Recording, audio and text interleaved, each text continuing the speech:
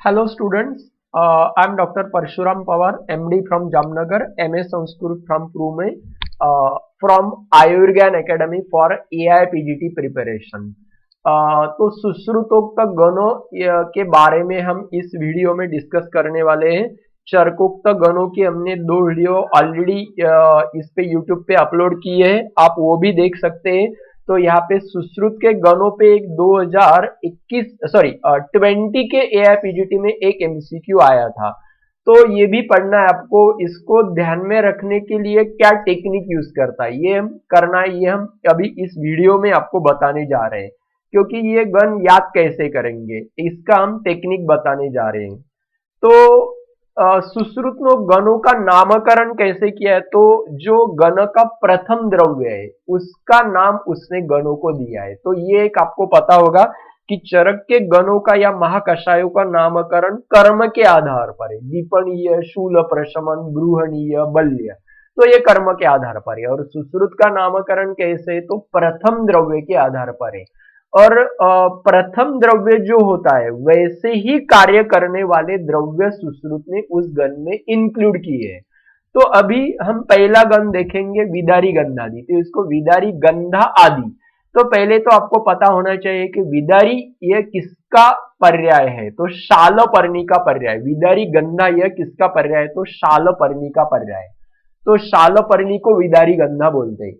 तो आपको दूसरा क्या पता होना चाहिए कि शालपर्णी का रस पंचक भी आपको पता होना चाहिए, तो ही आप ये रिकॉल कर सकते। तो शालपर्णी मधुर मधुर उष्ण है और पुष्णी पर्णी भी मधुर मधुर उष्ण है। तो आपको दिमाग क्या लगाना है कि मधुर रस, मधुर विपाक और उष्ण वीर्य कौन से कर्म करेगा, वही कर्म शालपर्णी यानी विदारी गंधा के होंगे और वही कर्म विदारी गंधादि जो गण है उसके भी होंगे। ये दिमाग लगा के आपको ध्यान में रखना है।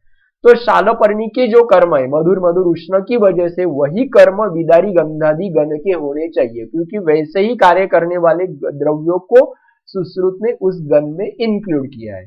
तो पहला हो गया पित्त वात शामक। मधुरस मधुर विपाक वात पित्तग्न होता है।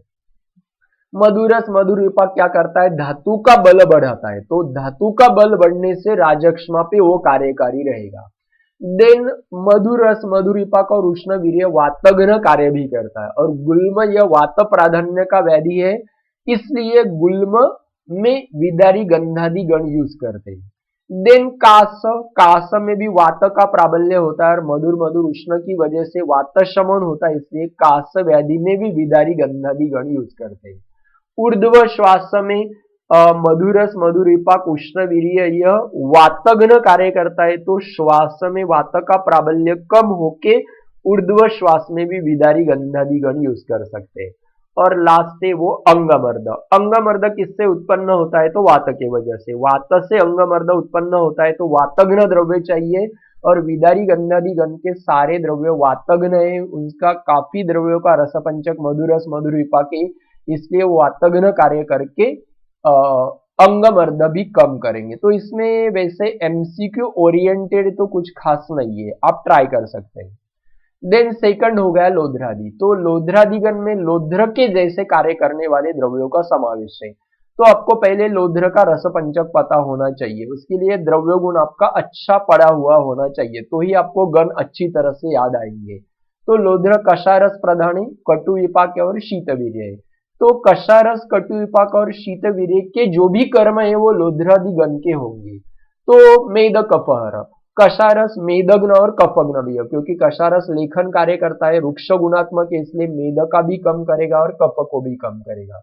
देन योनि दोष, योनि दोषों में मीन्स प्रदर जैसे श्वेत या रक्त प्रदर जैसे रोगों में हमें स्तंभन द्रव्य देने की जरूरत पड़ती है। देखो, तो लोध्र जैसे कषारसात्मक द्रव्य स्तंभन कार्य करते, रक्त प्रदर जैसे व्याधियों को कम करते, इसलिए लोध्रादिगण योनि दोष कार्य करेगा।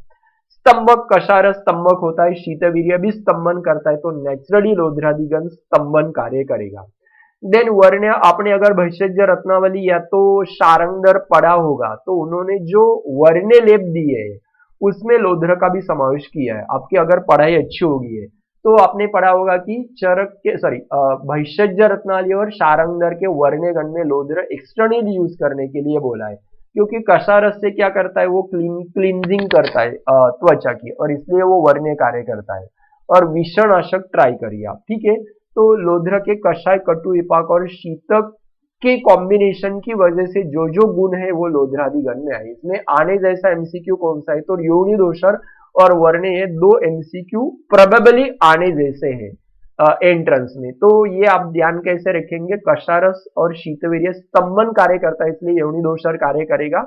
और वर्णे एक्सटर्नली लोध्र के चूर्ण का लेप वर्ण्य के लिए लगाते हैं। देन थर्ड पिप्पली, पिप्पली दी गण में पिप्पली के जैसे द्रव्यों का समावेश है, पिप्पली के जैसे कार्य करने वाले द्रव्यों का। तो पिप्पली का आपको रसपंचक पता होना चाहिए, कटुरस, मधुर विपाक है और अनुष्णवीर्य है। और आपको पता भी होगा कि पिप्पलीय रेस्पिरेटरी यानी प्राणव स्रोतस के विकारों पे ज्यादातर कार्य करती है और दूसरा अन्नव स्रोतस पे। ये आपका जनरल नॉलेज होगा, तो आपको गन करते वक्त आपका ओवरऑल नॉलेज भी अच्छा होगा ना, तो काफी आपको बेनिफिट मिलता है कि पिप्पली प्राणव और अन्नव स्रोतस पे कार्य करती है, कटु रसात्मक है, उष्ण वीर्य है, तो नेचुरली वह कफ और प्रतिशायन कार्य करेगी। उष्ण वीर्य की वजह से वात विकार में भी कार्यकारी होगी। कटुरस रुचि निर्माण करता है, इसलिए अरुचि में भी कार्य करेगी। शूलनाशन, क्योंकि उष्ण वीर्य द्रव्य काफी शूलनाशन, शूल वात की वजह से उत्पन्न होता है और वात शमन के लिए उष्ण वीर्य द्रव्य जरूरी होता है। तो यहाँ पे पिप्पली मधुर विपाक और अनुष्ण वीर्य की वजह से वात का शमन करेगी, इसलिए शूलनाशन कार्य करेगी। गुल्मनाशन, आपको गुल्म के बारे में दो एमसीक्यू पता होंगे कि गुल्म यह अग्निमांद्य का विकार है और वात प्राधान्य का विकार है। तो ये दोनों पे पिप्पली काम करती है। गुल्म में भी काम क्यों करेगी, क्योंकि अग्निदीपक है, तो गुल्म में अग्निमांद्य होता है। क्योंकि आपने एक सूत्र चरक का पढ़ा भी होगा, मंदे अग्ने वर्धति गुल्म दीप्ते अग्ने चो प्रशम्यति, मंदे अग्नो वर्धति गुल्म दीप्ते च अग्ने प्रशम्यति। तो अग्निदीप्त होता है तो गुल्म प्रशमन होता है। तो नेचुरली पिप्पली दीपन कर्म करती है, इसलिए गुल्म पे भी काम करेगी और दीपन और आमदोषण पाचन भी करेगी। तो इसमें एमसीक्यू पूछने जैसा तो कुछ खास नहीं है, कॉमन गुणधर्म है। देखो रेस्पिरेटरी और इसके अन्नव स्रोतस पे पिप्पली काम करती है, तो पिप्पल्यादि गण भी उसी पे काम करेगा। देन नेक्स्ट है शामादिगण। शामा आपको पता होना चाहिए कि शामा त्रिवृत का एक प्रकार है, तो त्रिवृत विरेचक आपको पता भी है, आपने इसमें भी किया होगा, अग्र्य में अपना अग्र्य याद किया होगा, त्रिवृत सुख विरेचनानम, तो त्रिवृत विरेचक है। तो शामादिगण के बाकी भी द्रव्य विरेचक कार्य करते हैं, तो इसकी फलश्रुति आपको ध्यान में कैसे रखनी है, तो गुल्म विषनाशन, तो ये डायरेक्टली गुल्म पे कार्य करता है ऐसा नहीं है। तो ये जो नीचे वाले सभी एंटिटी है, गुल्म, विष, आनाह, उदर, विड़भेदीय, उदार्थ, इनमें रेचन कर्म करके उनकी संप्राप्ति भंग होती है। तो डायरेक्टली त्रिवृत हम नहीं देते, शमन चिकित्सा के तौर पर नहीं देते। तो जो भी ये नीचे वाले एंटिटी है उनमें वो रेचन कार्य करके कार्य करेगा। तो गुल्म में स्नेह विरेचन बताए, तो त्रिवृत विरेचन कार्य करने से गुल्मग्न कार्य करेगा। देन विष में भी विरेचन करते, देखो अगर किसी को विष की बाधा होती है तो हम विरेचन कार्य करते, इसलिए त्रिवृत विरेचन कार्य करके विषनाशन कार्य करेगा। आनाह, पेट भर जाता है तो या पेट फूल जाता है तो उसमें विरेचन करने से आनाह की संप्राप्ति कम हो जाएगी। देन उदर में नित्यम एव विरेचय, ऐसा बताया, देखो नित्यम एव विरेचय, तो नेचुरली अगर कोई पेशेंट बलवान नहीं है, अल्प बल वाला है, तो उसमें त्रिवृत विरेचन कार्य करके उदर की संप्राप्ति कम करेगा।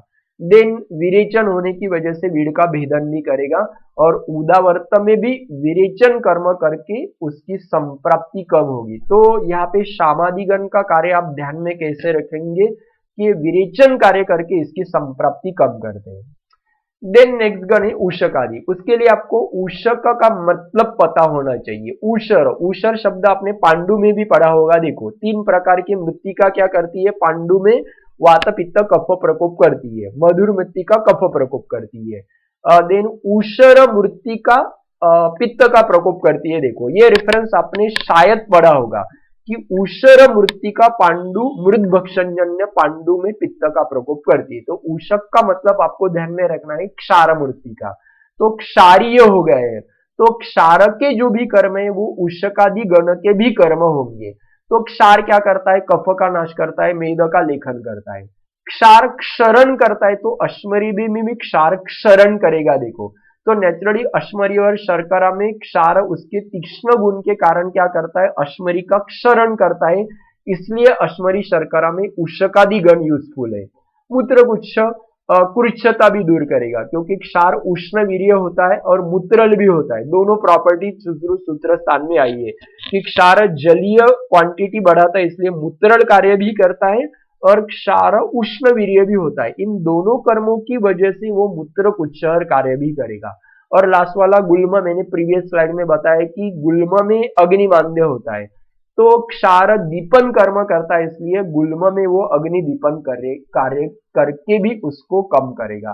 तो उषकादिगण आपने कैसे ध्यान में रखा, तो उषक इज इक्वल टू क्षार मूर्तिका, और क्षार के जो कर्म है वो उषकादि गण के कर्म आएंगे। इसमें प्रोबेबल एमसीक्यू उनसे हो गए, तो अश्मरी शर्करा मूत्रकुच्छ, ये प्रोबेबल एमसीक्यू आपको ध्यान में रखने कि अश्मरी शर्करा मूत्रकुच्छ ये कौन से गण के कार्य है, तो उषकादि और क्षार के हिसाब से आप उसको ध्यान में रखेंगे।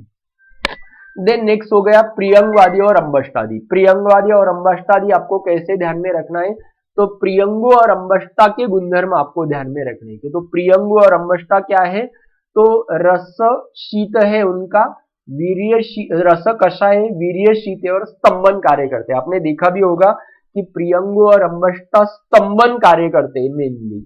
तो स्तंभन कार्य कहाँ पे एक्सपेक्टेड होता है, तो पक्वातिसार में, क्योंकि कषाय रस हम पाचन के लिए नहीं यूज करते, कषाय रस खाली स्तंभन करता है, वो आम का पाचन नहीं करता है। तो यहाँ पे खाली अतिसार नहीं दिया है, देखो, तो यहाँ पे पक्वातिसार दिया है। देन संधानीय, व्रण का संधान भी करता है कषाय रस और शीतवीर्य, इसलिए संधानीय हो गया। और व्रण का रोपण भी करेगा कषाय रस और शीतवीर्य, इसलिए प्रियंगवादी अंबष्टादि गण। और अंबष्टा का नाम भी पता होना चाहिए, अंबष्टा का मतलब होता है पाठा, तो पाठा भी स्तंभन करता है। देखो, अंबष्टा मीन्स पाठा और प्रियंगु, ये दोनों द्रव्य स्तंभन कार्य करते हैं, कषाय और शीतवीर्य है, इसलिए पक्वातिसार, नाशन, संधानीय और रणरोपण कार्य करते हैं। ठीक है, तो इस हिसाब से आप ये भी ध्यान में रखेंगे। देन लास्ट वाला है न्यगुरुदादिगण। तो न्यगुरुद आपने पढ़ा होगा द्रव्यगुण में, पंचवल्कल में आया है। देखो, पंचवल्कल में वट, उदुम्बर, न्यगुरुद, पारिश ऐसे द्रव्य आए। तो न्यगुरुद का मतलब है वट, उसकी वल्कल यूज करते हैं, और पंचवल्कल के पांचों द्रव्य कषाय रसात्मक है। तो न्यगुरुद का रसपंचक क्या हो गया, कषाय रस, कटु विपाक और शीतवीर्य। तो नेचुरली कषाय रस के, कटु विपाक्य और शीतवीर्य के जो भी कर्म होंगे वो न्यगुरुदादि गण के होंगे, क्योंकि न्यगुरुद जैसे कार्य करने वाले द्रव्य न्यगुरुदादि गण में आए, तो कषाय रस, कटु विपाक और शीतवीर्य के जो भी कार्य होंगे वो न्यगुरुदादि के भी होंगे। तो रक्त पित्तग्न, रक्त पित्तग्न स्तंभन कार्य करना होता है, कषाय रस और शीतवीर्य स्तंभन कार्य करता है। कषाय रस लेखन कार्य करता है, कटु विपाक भी लेखन कार्य करता है, इसलिए मेदोहर हो गया। संग्राही कषाय रस संग्रहण कार्य करता है, शीतवीर्य भी संग्रहण कार्य करता है, तो न्यगुरुदादि गण संग्राही हो गया। देन भग्न संधान के लिए जो भग्न अस्थि है उनको नजदीक लाना जरूरी होता है, और उसको नजदीक लाना और उसको ये करने के लिए कषाय रस और शीतवीर्य जरूरी होता है, इसलिए कषाय रस और शीतवीर्य भग्न का संधान भी करेगा। और योनि दोष क्यों हो गया, तो कषाय रस और शीतवीर्य, जैसे मैंने प्रीवियस स्लाइड में आपको बताया, देखो कि लोध्र भी कषाय और शीतवीर्य, इसलिए योनि दोषोरुत है, और यहाँ पे न्यगुरुद भी कषाय और शीतवीर्य है, तो ये भी योनि दोषोरुत है। तो आप ये एमसीक्यू कंपेयर भी कर सकते हैं, देखो कि योनि दोषर कार्य करने वाले गण कौन से, ऐसा अगर एमसीक्यू आता है तो आपको क्या करना है कि योनि दोष में परदर आता है, परदर में क्या करना पड़ता है, स्तंभन करना पड़ता है। तो कौन से दो गण स्तंभन कार्य करते हैं, तो न्यगुरुदादि और लोध्रादि, दोनों में कषाय रस और शीतवीर्य, इसलिए ये दोनों गण योनि दोषुर कार्य करेंगे, ऐसा आपको कंपेयर भी करना है। और लास्ट वाला है व्रण्य, मीन्स व्रण के लिए हितकर। व्रण्य का मतलब क्या है, व्रण के लिए हितकर।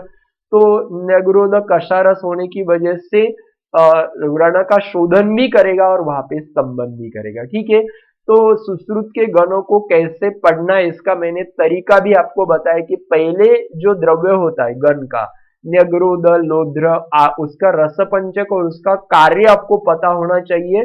उसके हिसाब से आप अगर इस गण के कार्य ध्यान में रखेंगे और एक 2-3 रिवीजन देंगे तो आपका काम एकदम आसान हो जाएगा। चरक के गणों का भी मैंने डाला है वीडियो, वो भी आप देख सकते हैं। यहाँ पे मैंने आपको मैंने इसकी टेक्निक बताई है आपको। ठीक है, तो मैं कोचिंग में भी ऐसी चीजें स्टूडेंट को पढ़ाता और उसके टेक्निक भी बताता हूँ। तो हमारे कोचिंग का थोड़ा रिजल्ट आपसे डिस्कस करना चाहेंगे तो काफी सालों से हम कोचिंग ले रहे हैं। एपीजीटी का हमारा रिजल्ट भी काफी अच्छा आया है। 2020 में सिद्धेश कंठे ऑल इंडिया रैंकिंग का 14 था, उसने आर्य पोद्दार मुंबई में पंचकर्मा में उसका एडमिशन लिया। देन श्राव्या सुदाम आंध्र प्रदेश से थी, उसका ऑल इंडिया रैंकिंग 31 था। उसने भी गायनेक में पीजी उसका एडमिशन मिला। और श्रुति कुलकर्णी ऑल इंडिया रैंकिंग 51 था। और उस साल 50 से ज्यादा स्टूडेंट को हमारे गवर्नमेंट कॉलेज में सीट मिली थी। लेकिन लास्ट ईयर का हमारा रिजल्ट भी काफी अच्छा था। हमारे टोटल 9 स्टूडेंट हमारे नेशनल इंस्टीट्यूट पे उनको सीट मिला था। नचिकेत दीक्षित उसका ऑल इंडिया रैंकिंग 8 था। उसने जामनगर में हमारे 5 स्टूडेंट्स को सीट मिली थी। नचिकेत दीक्षित उसका 8 नंबर था all India ranking. Ankita Ullole Panchakarma, Gayatri Phadke उसको द्रव्योगुण मिला, सुदेश पारधी कौमार भृत्य और कोमल खैरनार उसको संहिता में रहे। ऐसे 5 स्टूडेंट हमारे आईटीआरए जामनगर में सिलेक्ट हुए। देन दिल्ली के कॉलेज में कौमार एआई दिल्ली में भी हमारा एक स्टूडेंट सिलेक्ट हुआ कौमार भृत्य में। देन ब्रह्म प्रकाश आयुर्वेद संस्थान में भी कांचन नागरे को रोग निदान में सीट मिली। और नेशनल इंस्टीट्यूट ऑफ जयपुर में भी रसशास्त्रा को सीट मिली। और काफी बाकी स्टूडेंट जो थे 50 से ऊपर, उनको महाराष्ट्र में गवर्नमेंट में सीट मिली थी। तो हमारी आयुर्ज्ञान एकेडमी आप ज्वाइन कर सकते हैं। हम गूगल मीट पे लाइव क्लासेस लेते हैं। क्योंकि लाइव क्लासेस का इफेक्ट थोड़ा अच्छा मिलता है, तो हम रिकॉर्डिंग भी डालते हैं लेकिन लाइव लेते हैं। और वही लाइव क्लास का हम रिकॉर्डिंग क्या करते हैं, गूगल मीट पे हमने एक ऐप स्पेशली बनाया है, तो उसके ऊपर भी हम उसका रिकॉर्डिंग में डालते हैं। तो मेरा कॉन्टैक्ट नंबर है 9422548002। व्हाट्सएप पे भी आप मुझे कॉल कर सकते हैं। मैंने टेलीग्राम चैनल भी बनाया है, उसमें आप सर्च में डाल के उसके ज्वाइन हो सकते हैं। एआईपीजीटी नासिक आपने अगर सर्च में भी डाला तो हमारे टेलीग्राम चैनल को भी ज्वाइन कर सकते हैं। उसके ऊपर हमने काफी एमसीक्यू डाल के रखे। डेली हम 5 एमसीक्यू उसके ऊपर अपलोड करते हैं, तो वो भी एक आपको बेनिफिट मिलता है। और जो भी नोटिफिकेशन आते हैं वो भी हम चैनल पे डालते हैं। तो आपने मेरा वीडियो सुना, इसके लिए आपको काफी सारे धन्यवाद। आप हमारा कोचिंग भी ज्वाइन कर सकते हैं मेरे नंबर पे आप कॉल करके। हमारा इस वीडियो को आप सब्सक्राइब भी करें और उसको सब्सक्राइब करें हमारे चैनल को, और लाइक भी कीजिए। ठीक है, थैंक यू। और बाकी भी बहुत सारे वीडियो हमने डाल के रखे यूट्यूब पे, तो वो भी देखना ना भूलें। इसमें भी हमने काफी सारे टेक्निक आपको बताए, और पढ़ाई करने का क्या तरीका होता है ये भी हमने डिस्कस किया है वीडियो पे। Okay, thank you once again students.